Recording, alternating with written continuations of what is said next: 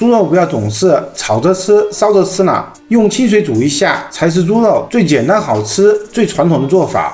大家好，我是大叔阿斗，今天给大家分享一道充分体现猪肉原汁原味的经典传统做法——白切猪肉。有肉有汤，特别美味。调味只用盐，不仅没有任何一丝腥味，味道还特别鲜美。正因如此，它对猪肉的要求会比较高一点，优先使用猪的梅花肉，其次才是五花肉。我今天准备了2盒黑猪的梅花肉，来自于300天左右的小黑猪。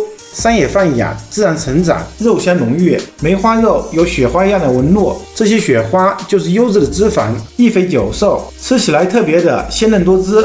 准备几根清洗干净的小葱，把根部切掉后，改刀切成葱段，再把葱绿的部分和葱白的部分分开，其中几个葱绿的部分改刀切成葱花。再准备一块去皮的生姜，把它们改刀切成姜片。我这里用的是小黄姜，它的姜味特别浓郁。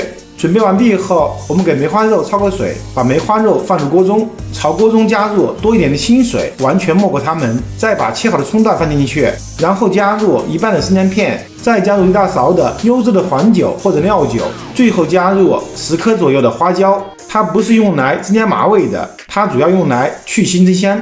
接下来我们开小火慢慢煮沸，虽然煮开的时间会更长，但是能够更好的去除血水和杂质。等到水温升到80度左右，我们再开大火煮沸。水开后，用漏勺撇去浮沫，我们尽量撇除干净一点。撇除干净后，再煮3分钟的时间，不再出现血水为止，就用筷子把它们都夹出来。刚出锅的猪肉还是很烫的，我们一定要用温水把它们清洗干净，洗去表面残留的血沫。这里切记不要用冷水，以免温差过大发生热胀冷缩，导致肉质收紧，从而脱水，口感变柴。洗净后放在漏碗中，沥去多余的水分。等待的时间，准备一个清洗干净的白萝卜，先用刮刀刮去它的外皮。这种圆白萝卜水分十足，辛辣味比较淡。去皮后，把它对半切开，再1分为4，然后把它们切成半厘米左右的厚片。即便这种萝卜辛辣味比较淡，但是还是比不上冬天的萝卜。全部切好之后，我们还是把萝卜焯个水，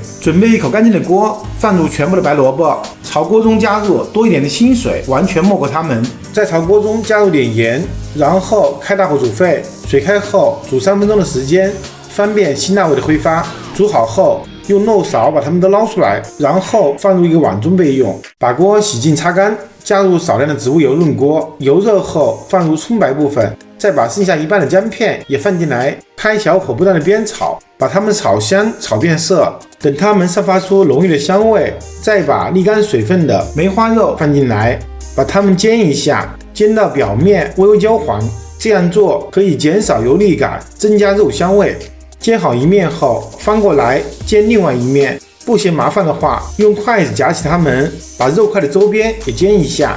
全部煎好后，我们就可以加开水了。开水要一次性加够，还要高出肉块几厘米。加完水之后，我们迅速的把葱段夹出来，不要觉得水太多了，因为接下来等水开后，我们要不加盖，就这样大火煮10分钟的时间，这样可以方便腥味的挥发。同时，在剧烈的沸腾中，汤中的油脂被攥成小粒，然后被油腻蛋白质包裹住，形成悬浮液。因为光线散射的原因，肉眼看上去汤就白了，也就是发生了油脂的乳化。乳化后的汤汁不仅仅是变白好看，汤中的油脂分布更均匀，喝起来更香更纯，而且不油腻。10分钟后，我们倒入全部的白萝卜，再根据个人口味加入适量的盐调味就可以了。然后盖上盖子，调成最小火，就这样焖煮25分钟到半个小时。具体时间取决于您想把萝卜煮到什么程度。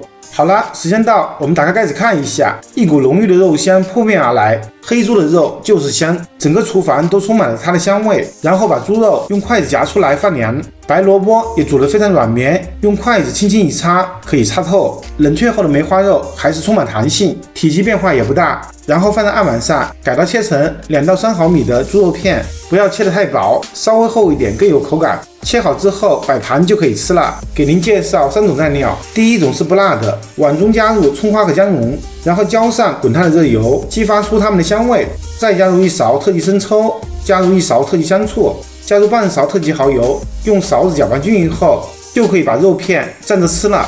爱吃辣的朋友，碗中加入原汤、盐和辣椒油，撒上一点白芝麻，一款红油蘸水就完成了。第3种就使用干碟蘸料，家庭制作比较麻烦，最好买成品。喜欢吃原汁原味的朋友，可以把肉片倒回锅中，和萝卜汤一起煮沸，再撒上一点香菜，用小火保温，一边加热一边吃，那味道也是极好。喜欢的朋友还不赶紧去试试吧！我是大厨阿斗，感谢您的观看。如果您也喜欢我的视频，请您关注、点赞、收藏、转发给更多的人。